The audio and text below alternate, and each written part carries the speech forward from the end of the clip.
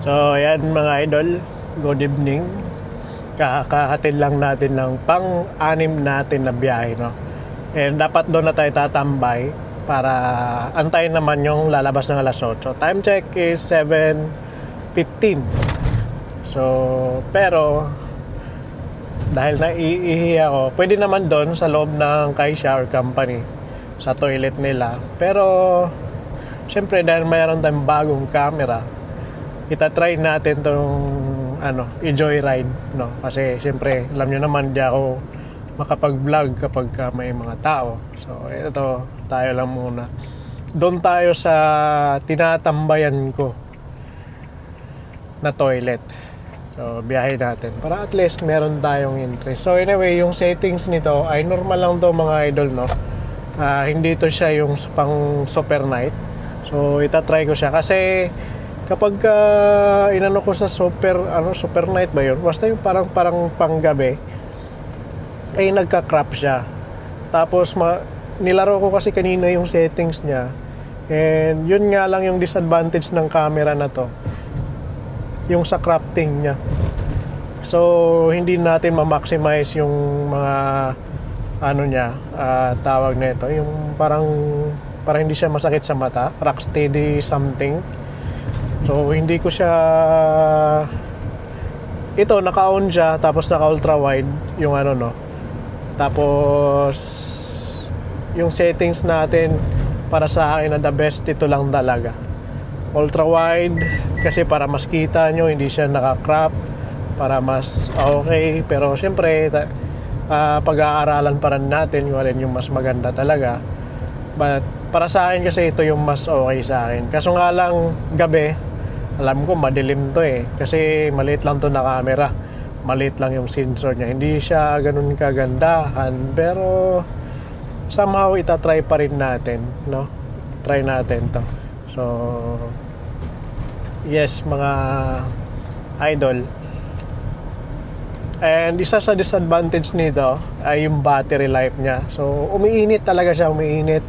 Pati yung tawag na ito duck ba to tawag na ito, yung naiiwan kapag pinuputol mo. Wala talagang idea mga idol sa mga tawag na ito, basta binili ko lang siya kasi alam kong maliit and maganda pang POV ganyan. Actually yung isa kasi yung pinagpipilian ko, Insta360 pa rin, yung Go Ultra.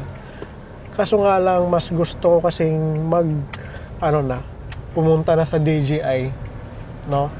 Galing ako sa Insta360 na brand, pero mas appealing sa akin yung DJI. Kaya DJI baka naman.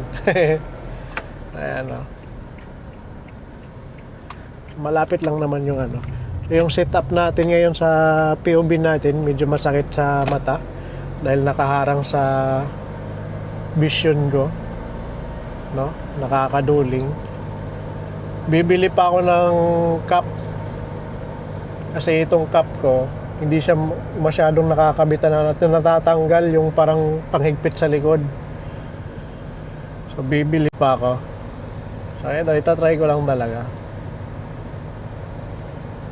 Actually doon na ako tumatambay talaga mga idol.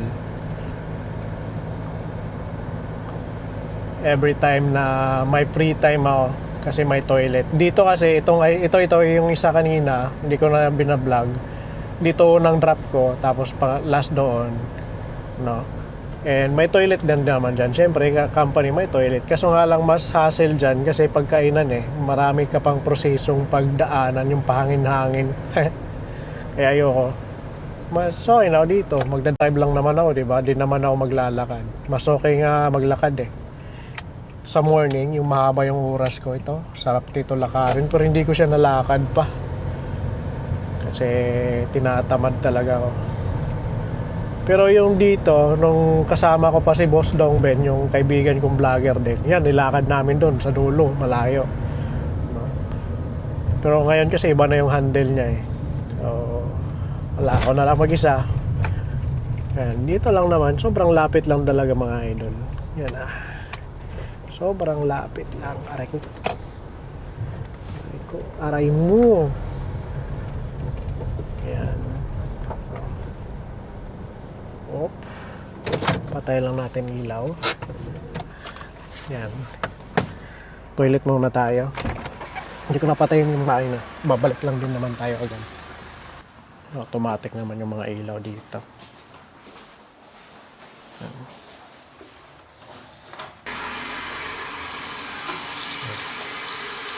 Ito yung setup natin mga idol. Ano? Aray mo paka. Maliit. Sobrang ganda. So dito sana sa likod lalagay. Kaso nga lang, ito natatanggal. Bibili pa ako ng bagong busi or cup. Ito, try lang naman. Yan, tara. Balik tayo sa van natin. Yan. Hindi ko alam kung makikita nyo. Madilim siguro. Hindi ko alam talaga kung makikita.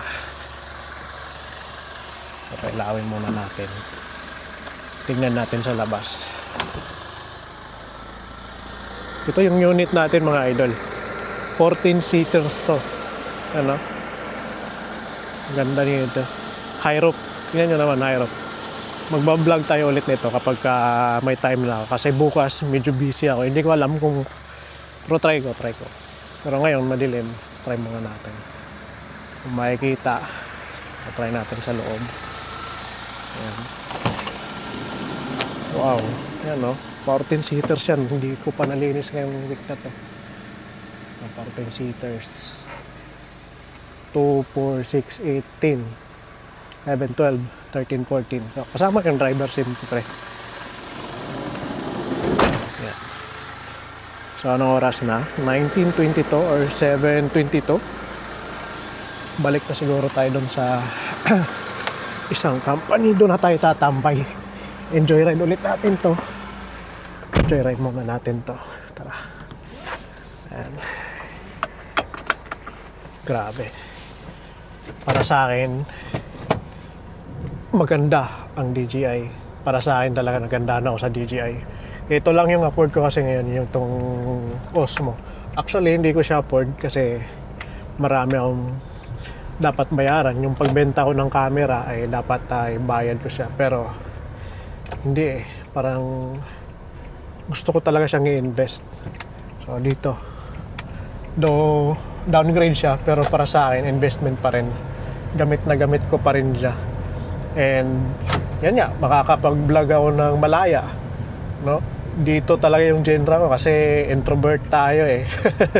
Introvert ako eh. So dito ako malaya makakapag-vlog. Hindi ko pa alam kung kaya ko yung ibang klaseng vlog, no? Pero ito dito, malaya tayo dito. Masaya tayo dito. Kaya natin to. Hindi ko alam bakit kinakabahan ako. Ayan. So ito mga idol, aroma diffuser, no? Naubos na yung tubig natin. Naku, wala na pala, konti na lang din, no? Meron naman sa Don Quixote na bibili. Hindi ko alam kasi yung instruction nito, tubig tapos isang takip lang nun nilalagay.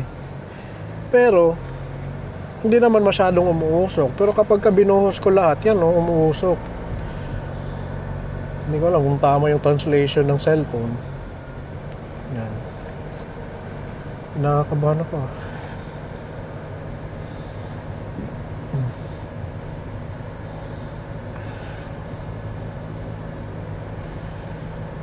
Ayan.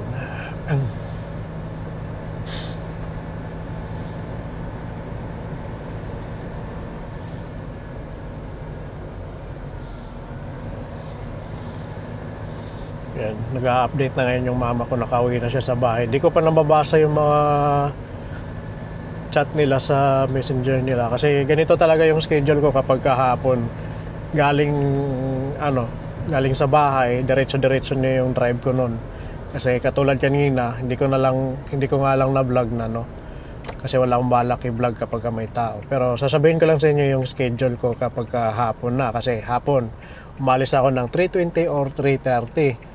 Alas 5 na pasok yun. Tapos yun, nakakarating ako sa apartment ng susunduin ko mga 3:50, minsan alas 4, ganun, no.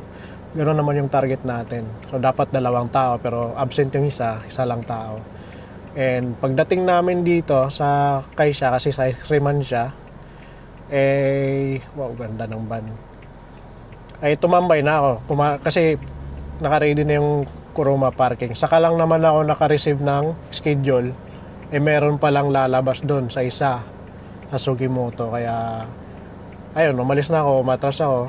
Punta ako doon. Doon ako tumambay. Tapos, isa lang din yung lumabas. Sakay siya, alas 5. Labas siya alas 5, sakay. Tapos, punta kami dito sa sa isang company dito sa ice creaman sa Yamahiro. Tapos noon ay dapat 4 ang pasahero ko doon. Dapat 5 sila lahat. Yung isa hindi sumakay kasi may alis daw. So 3 lang. Kaya 4 lang lahat ng naging pasahero ko, mga idol. Ouch. Ayan. 4 lang sila. Pagkatapos nun, kasi may time pa ako, nag-break time ako dun sa 7-Eleven, no? Mga 20 minutes. Pero hindi ko pa rin na-open yung cellphone ko kasi wala pa naman nag-chat sa akin nun. And mas inuna kong explore yung DJI Nano natin. Kaya pagkatapos ng break time ko na 20 minutes, biyahe ulit. So ito na, diretso na. Ito na yung biyahe na to. So, anong oras na? 7:27. And may lalabas na alas 8. So yan yung last natin na biyahe, pang 7 natin na biyahe, mga idol. So yung status ko sa trabaho na to, mga idol, mga 3 months na yata ako dito, magpo 4 months na. Ay part-time lang siya, hindi siya full-time, no? And yung sahod natin dito ay per biyahe. So masaya naman ako dito kasi nadadalaw din yung sasakyan, na-enjoy ko din yung pagdadrive dito. Alam niyo yun, nakaka-drive din ako ng minibus, microbus, no? Yung 30-seaters na bus, or 29 ba yun? Pero yun nga lang, mas kailangan natin mag-sacrifice. Sacrifice natin yung, alam niyo yun, yung kung saan tayo masaya. Maghahanap tayo ng mas okay na trabaho kung makakaano natin, no? Kaya yun, kailangan ko tong i-give up, tong trabaho na to. Pero hopefully ganitong klaseng trabaho pa rin, drive. So hindi ko pa alam kung anong magiging future ko, no? Pero syempre updated kayo sa buhay ko ngayon. Lalo na ito, meron na tayong the best na vlogging camera para sa akin. Talaga maliit, meron tayong mic na maliit, no? Talagang alam kong makakapag-vlog ako. Kaya updated na kayo dito sa YouTube, mga idol. And sa mga gusto pa rin na bumisita sa Facebook page natin, bisitahin nyo. The same lang talaga na pangalan, mga idol, no? Dito lang talaga sa YouTube kasi more on tayo, long form tayo dito talaga, sobrang long form. Kaya kung gusto nyo ay subscribe na din kayo dito. So ito na, dito dahil bawal tayo mag-vlog dyan or mag-camera sa loob, ay hanggang dito na lang muna yung vlog natin. Sinama ko lang kayo kanina, and maraming salamat sa inyong suporta, mga idol, no?